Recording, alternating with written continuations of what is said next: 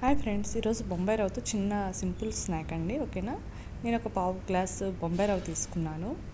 ఓకేనా, నేను ఫస్ట్ కొంచెమే ట్రై చేద్దామని చెప్పి కరెక్ట్గా వస్తుందని ట్రై చేస్తున్నాను. మీకు కూడా చూపిస్తున్నా. కావాల్సిన ఇంగ్రీడియంట్స్ వచ్చి సాల్ట్, బేకింగ్ సోడా, కర్డ్ అండి. అంతే. సాల్ట్ నేను కొంచెం వేసుకుంటున్నాను.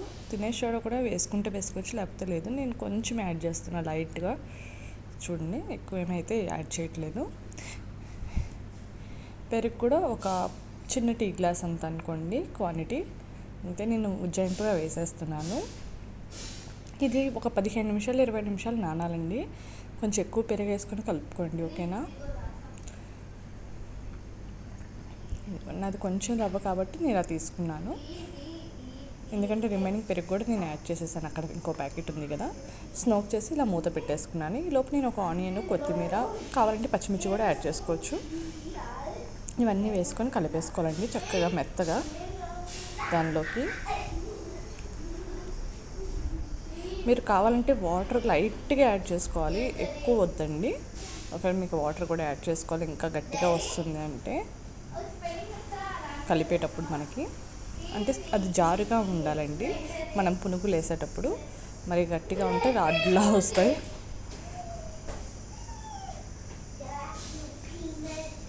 ఇంకా ఈ లోపు నేను ఆయిల్ కూడా వేడి చేసుకుంటున్నానండి. కొంచెం ఆయిల్, ఎక్కువ కూడా కాదు, ఎందుకంటే పాడైపోతే ఆ కొంచెం దాంతోనే పోయిద్ది, లేదంటే మొత్తం ఖరాబ్ అయిపోతుంది. అందుకని కానీ మంచిగా వచ్చిందండి స్నాక్ అయితే.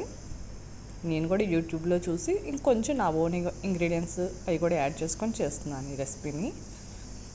ఇంకొంచెం ఆయిల్ ఇటైంది. ఫస్ట్ ఒక పునుగు వేసి చూశాను, అది తిన్నాక బాగుందంటేనే వేరే పునుగులు వేశాను నేను.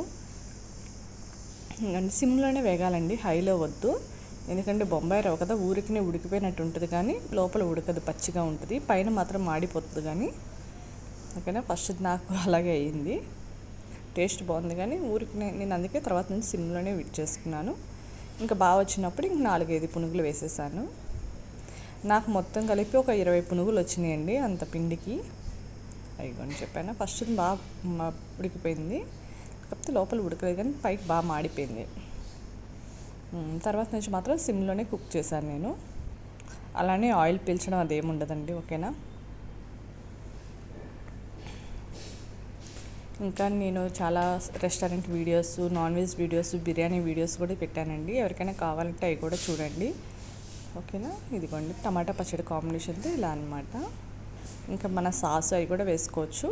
ఓకే, నచ్చితే లైక్ చేయండి, షేర్ చేయండి, సబ్స్క్రైబ్ చేయండి. Thank you.